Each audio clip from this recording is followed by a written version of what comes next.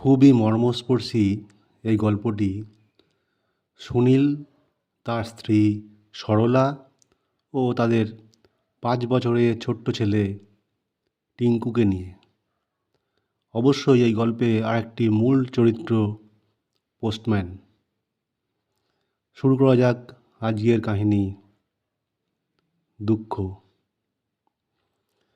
গল্পটিতে আমরা দেখতে পাচ্ছি সুনীল তার স্ত্রীর সঙ্গে কথা বলছে এবং তাদের ছেলে টিঙ্কু লাফালাফি করছে, নাচানাচি করছে।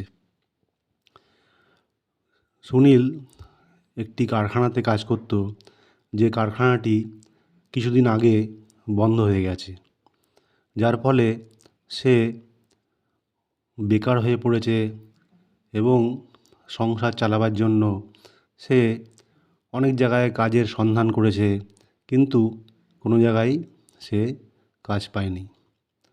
তাই সে তার স্ত্রীর সঙ্গে এ বিষয়ে কথা বলছে।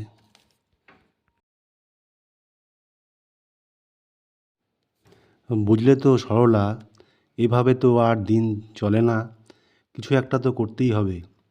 কত জায়গায়, কত কারখানায় চেষ্টা করলাম, অনেক দোকানেও চেষ্টা করলাম কাজের সন্ধানে, কেউই কাজ দিতে চাইলো না। এখন উপায় কি করি ভেবে পাচ্ছি না। উপায় কিছু একটা হবে, তুমি এত বেশি চিন্তা করো না, নিশ্চয়ই কিছু একটা উপায় হবে। উপায় একটা পেয়েছি বটে। দূরে মুম্বাই শহরে নাকি কাজ আছে, কারখানারই কাজ, এবং মায়নাটাও একটু বেশি। দূরে থাকতে হবে তোমাদের ছেড়ে, টিঙ্কুকে ছেড়ে, এই যা দুঃখের ব্যাপার। আর কিছুদিন এখানে চেষ্টা করলে ভালো হতো না?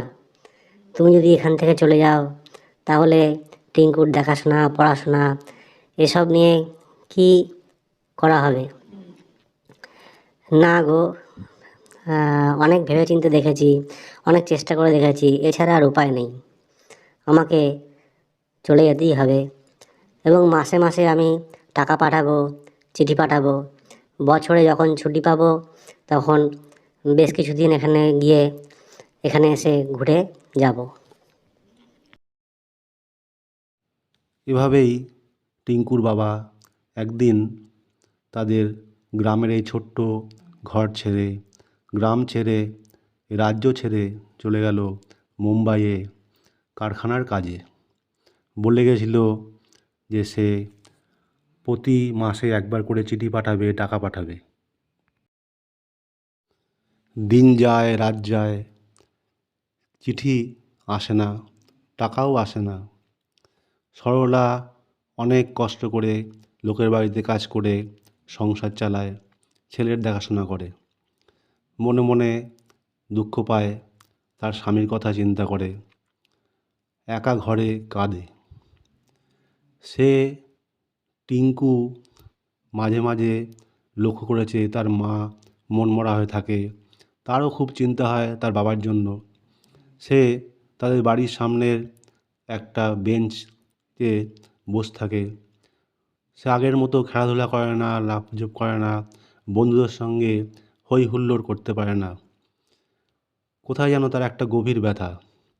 আসলে বাবার সঙ্গে সে এতদিন আনন্দে কাটাতো, সুখ দুঃখে বাবার হাত পেত, কিন্তু এখন সে দারিদ্রতা বুঝতো না, সে বাবা কীভাবে কষ্ট করে উপার্জন করে সেটা বুঝতো না, সে সংসারে কী সংকট অশান্তি এসব বুঝতো না, শুধু আনন্দে থাকতো এবং বাবা মার সঙ্গে আনন্দেই দিন কাটাতো।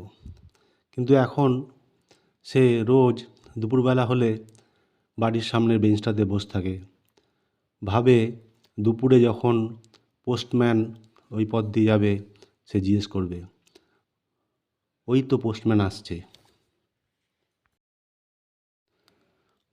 পোস্টম্যান কাকু, পোস্টম্যান কাকু, আমার বাবার কোনো চিঠি আছে? আমাদের কি কোনো চিঠি পাঠিয়েছে? রোজ দুপুর হলেই টিঙ্কু রাস্তার এইখানটাতে এসে বসে, পোস্টম্যানকে দেখতে পেলেই দৌড়ে যায়, গিয়ে জিজ্ঞেস করে তাদের কোনো চিঠি এসছে কি না, তার বাবা কোনো চিঠি পাঠিয়েছে কি না। পোস্টম্যান রোজই বলে যে তাদের কোনো চিঠি আসেনি, তার বাবা কোনো চিঠি পাঠায়নি। এটা শোনার পর টিঙ্কু দুঃখে মনমরা হয়ে আস্তে আস্তে বাড়ি চলে যায় বা ওই বেঞ্চটাতে গিয়ে বসে। রোজ এভাবেই টিঙ্কু পোস্টম্যানকে জিজ্ঞেস করে এবং তার পথ চেয়ে বসে থাকে দীর্ঘক্ষণ। এভাবে দিনের পর দিন যায়, মাস যায়।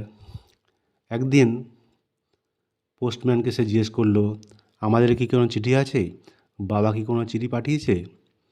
তখন পোস্টম্যান বলল, হ্যাঁ, তোর চিঠি আছে, বলে তার হাতে একটা চিঠি দিল। সে আনন্দে খুব উৎফুল্ল হলো। আনন্দে নাচতে নাচতে সে ওই চিঠি নিয়ে যাচ্ছিল ঘরের দিকে। তারপর ভাবলো, তার মা তো পড়াশোনা জানে না এবং আমিও ভালো পড়তে পারি না, পোস্টম্যান কাউকে দিয়ে কেন চিঠিটা পড়াই না। পোস্টম্যানকে বলল, আপনি একটু পড়িয়ে দেবেন কী লিখেছে বাবা? পোস্টম্যান বলল, আমার সময় নেই রে, বলে সে চলে যাচ্ছিল, আড়ালে চোখ মুছছিল। আসলে চিঠিটা তার বাবা পাঠায়নি, চিঠিটা লিখেছে পোস্টম্যান নিজে এবং সে মিথ্যে করেই তাকে বলেছে এই চিঠি তার বাবার। আসলে টিঙ্কু প্রতিদিন তাকে জিজ্ঞেস করে, সে এই দুঃখ, ছোট্ট ছেলেটার এই দুঃখ কষ্ট সহ্য করতে না পেরে মিথ্যে করে তাকে এভাবে চিঠি দিয়েছে। সেটা সে কী মুখে নিজে আবার মিথ্যা করে পড়বে। তাই সে ওখান থেকে চলে যাওয়ার চেষ্টা করছিল, কিন্তু টিঙ্কুর এই আনন্দ দেখে তার খুশিও হচ্ছিল। সে এবার থেকে ঠিক করলো যে যতদিন না তার বাবার চিঠি আসবে এবং তার বাবার টাকা পাঠাবে, ততদিন সে এভাবেই মিথ্যা করেই প্রতি মাসে একবার করে চিঠি দেবে টিঙ্কুকে এবং মানি অর্ডারের টাকাও দেবে। এভাবেই টিঙ্কু দীর্ঘদিন ধরে, বছরের পর বছর ধরে টিঙ্কুর সংসারে মিথ্যা করে চিঠি দিয়ে এবং টাকা দিয়ে পোস্টম্যান সাহায্য করতে লাগলো। এর পরের গল্প কিছুদিন পরে আবার